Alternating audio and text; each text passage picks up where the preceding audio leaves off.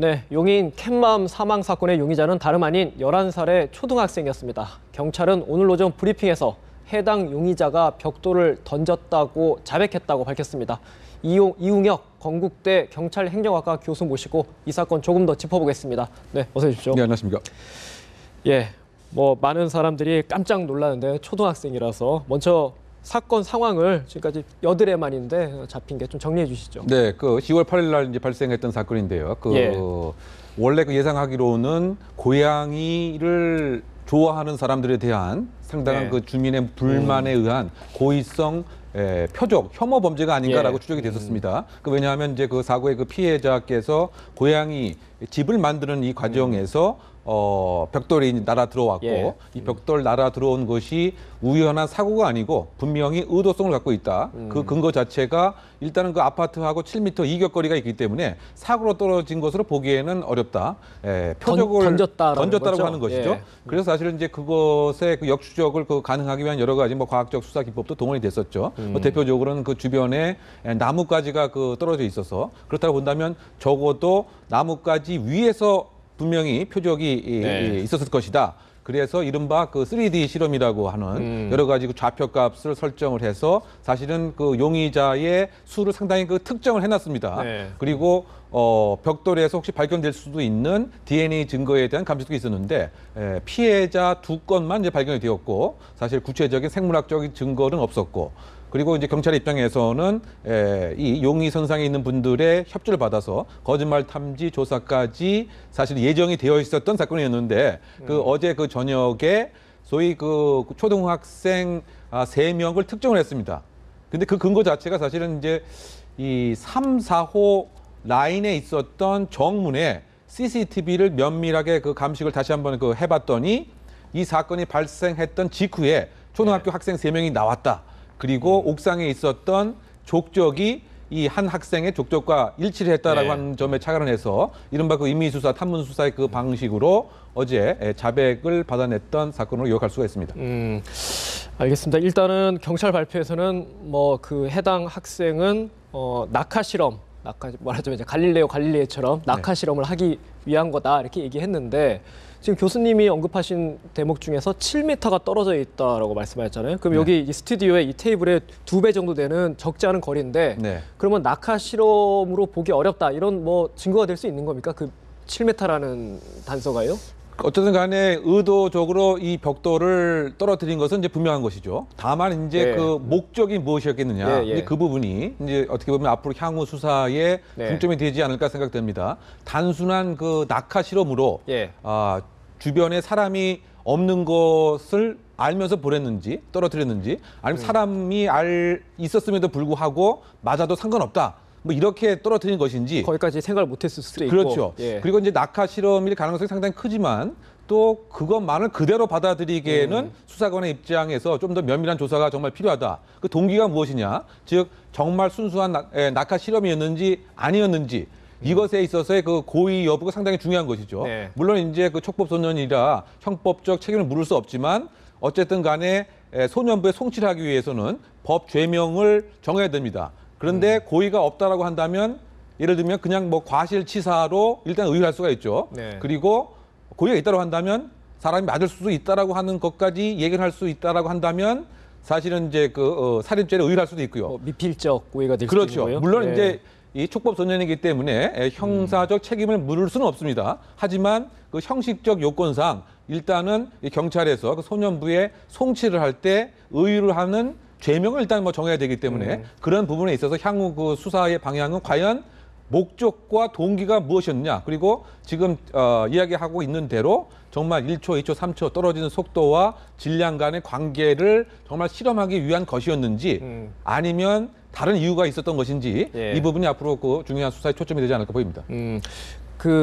이제 초등학생이 순수한 의도에서 했다 이렇게 자백을 했기 때문에 사실 어린 학생이기 때문에 저희가 그거에 대해서 너무 꼬치꼬치 캐묻는 게 좀 매정하게 보일 수도 있습니다만 일단 피해자가 사망을 했기 때문에 조금 더 확인해야 될 것 같은데 교수님은 어떻게 보세요? 그러니까 물론 이제 이 학생의 여러 가지 사회적 평판과 주변에서의 평가를 보면 상당히 착실하고 성실한 학생이었다라고 얘기를 하기 때문에 그 이야기가 신빙성이 있을 확률이 일단 높다고 판단하지만 그럼에도 불구하고 조금 전 리포트에 나왔던 말씀하셨다시피 촉법 소년 중에서는 상당히 지능화되어 있는 그와 같은 소년도 분명히 있습니다. 예를 들면 본인 자체가 처벌이 되지 않는다고 하는 점을 이미 알고 있어서 이것을 악용하는 사례도 상당 부분 있긴 합니다. 물론 초등학생도 가능한 거예요? 그렇죠. 중학생이 아니라. 예, 뭐 예를 들면 이제 그 뭐 12세 정도에 있어서 예. 뭐 예를 들면 자기가 뭐 오토바이를 갖고 싶어서 오토바이를 그 미끼로 해서 다른 친구나 동료가 훔쳐가게 되면 이 친구의 부모와 직접 합의까지 하는 이와 같은 그 촉법 소년도 사실 있습니다. 물론 이제 이 소년이 반드시 그렇다라고 하는 얘기는 절대 아니고요.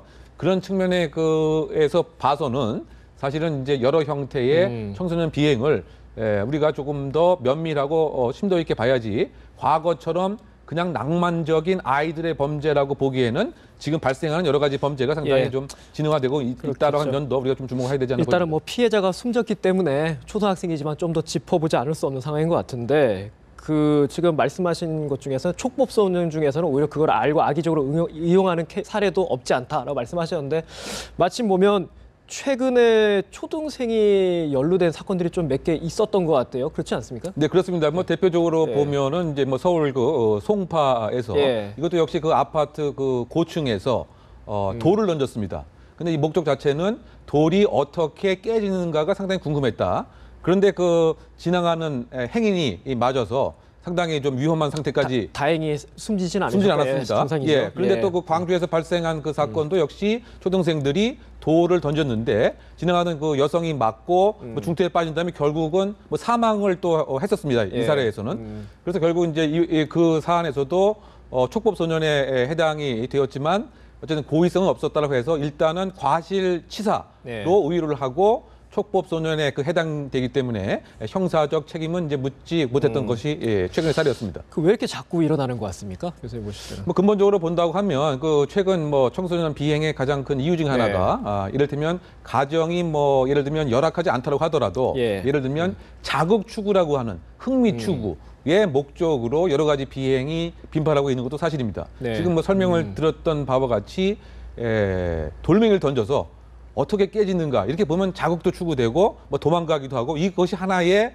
마치 그 놀이처럼 뭐 되어 있는 즉 그 일상적인 뭐 상태에서 무엇인가 비껴나가는 이와 같은 모습의 의미를 찾는 그와 같은 것이 하나의 그 이유가 아닌가 그 생각이 되고요. 네. 또 한편으로 봐서는 이제 과연 이제 그렇다고 봤을 때 그 부모의 그 입장에서 결국 아이들의 여러 가지 비행은 국가 아니면 부모의 책임으로 우리가 물을 수밖에 없는 것인데요. 과연 이제 그 부모의 입장에서는 이 아이들의 옳고 그름에 대한 판단, 또 안전과 불안한 요소에 대한 타인에 대한 어떤 뭐 배려라든가 이런 것에 있어서의 그 평상시 교육이 상당히 부족하기 때문에 자기들끼리 어울려서 자기들끼리의 그 왜곡된 문화 속에서 온전치 않은 자국 추구의 방향으로 나아갔던 것이 최근 빈발했던 촉법 소년이 돌과 벽돌 등을 사용한 그야말로 아파트에서 던진 사건의 가장 큰 공통 요소라고 보입니다. 네, 지금 교수님이 말씀하시면 이제 부모 책임을 좀 언급하셨는데 이 학생 같은 경우에 뭐 초등생이니까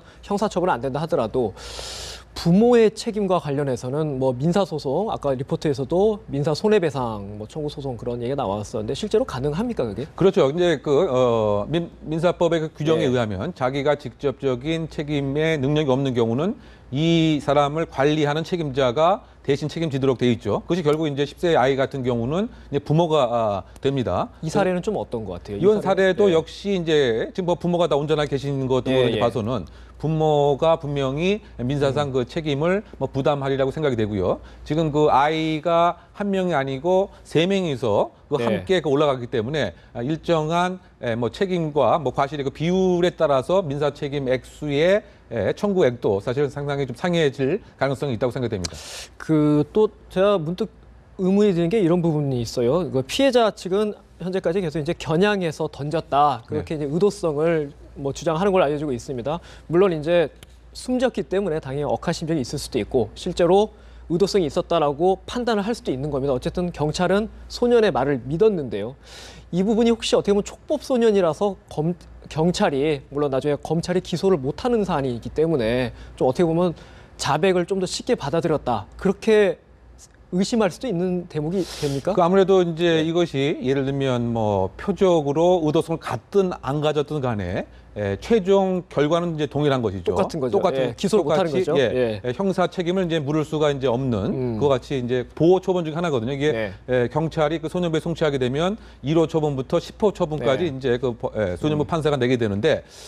결국은 아까 이제 말씀드린 바와 같이 정말 동기가 무엇이냐, 단순한 실험이냐. 왜냐하면 확률적으로 봐서는 정말 그렇게 치명적으로 막기가 확률상으로 상당히 어려운 것이죠.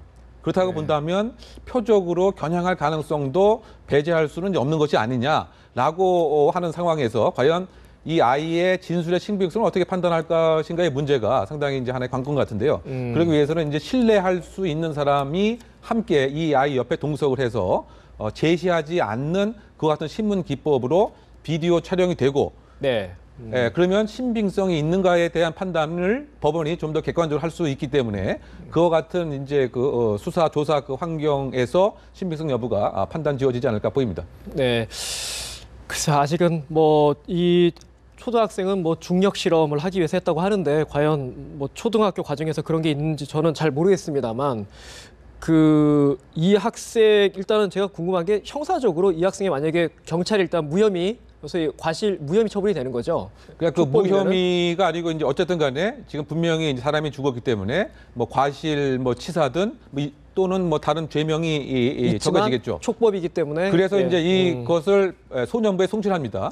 그러면 이 소년부 그 판사는 이 형사적 뭐 징역, 벌금 이것 할 수가 없죠. 그리고 1호부터 10호 처분까지 있습니다. 10호 처분이라는 것은 예를 들면 소년원에 장기 2년 생활을 할 수 있는 것이 가장 중요한 것이고요. 가장 경한 1호 처분은 보호자에게 감호 위탁을 하는 것입니다. 그런데 이제 이 학생 같은 경우는 10세이기 때문에 예를 들면 소년원에 단기 6개월, 장기 2년까지 할 수도 없도록 되어 있습니다, 사실은. 그리고 수강명령, 또 사회봉사명령이 2호, 3호, 4호 처분인데 이것의 대상도 안 됩니다. 전과 기록도 안 남는 전과 거죠? 기록도 안 남죠. 그나마 이제 가능한 그 보호 처분이라 하는 것이 사실은 보호 관찰 대상자가 되거나 아니면은 보호자에게 감호 위탁을 하는 뭐 이 정도 선에서의 최종 처분이 예상되지 않나 보입니다.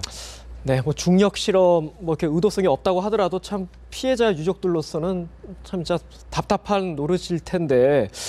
자, 이렇게 아까 전에도 모두에 한번 질문 드렸습니다만 초등생이 연루된 이런 촉법소년이 연루된 범죄들이 계속 늘어나고 있는데 뭐 대책이라고 할까요? 뭐 그게 어떤 게 있을까요? 사회적 어떻게 보면 부모도 있지만 또 학교도 있을 테고요. 그렇죠. 결국은 이제 그 가정교육 자체에서 그 안전에 관한 것, 규범에 대한 것에 대한 밥상머리 교육이 반드시 있어야 될 것 같고요. 또 그 제도적인 그 측면에서는 지금 형사 미성년자 14세 기준이 과연 합당한 것이냐? 더 내리자. 왜냐하면 이것이 기준이 소년법이 제정되었던 1960년대 초반에 만들어졌단 말이죠. 그런데 지금 오늘날 2015년대 그 아이들을 보면 신체적인 발육 못지않게 여러 가지 그 정보를 다 매체 등을 통해 입수했기 때문에 과거보다는 상당히 하향 조정할 필요가 있지 않는가 이렇게 보여지고요.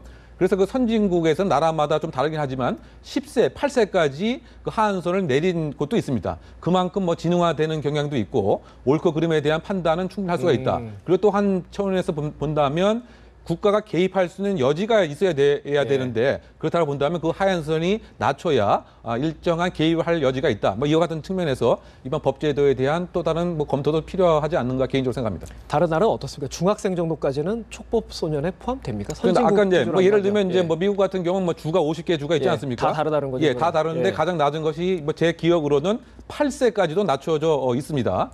그만큼 지금 그 촉법소년의 그 범죄 행위가 그렇게 옛날처럼 낭만적 형태가 아니고 상당히 그 지능화되어 있고 성인 범죄와 다를 바도 없다라고 하는 이와 같은 뭐 사회적인 평가가 있는 것인데요. 결국은 이제 그 나라 역사 제도적 측면에서 어느 시점까지가 옳고 그름에 대한 판단 능력이 있는가를 국민의 그 합의에 기초해서 그 기준선을 정하는 것이 바람직하지 않나 보입니다.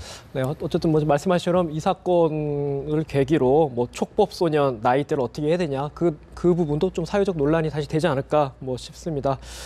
예, 지금까지 이웅혁 건국대 경찰행정학과 교수와 얘기 나눴습니다. 말씀 고맙습니다. 네.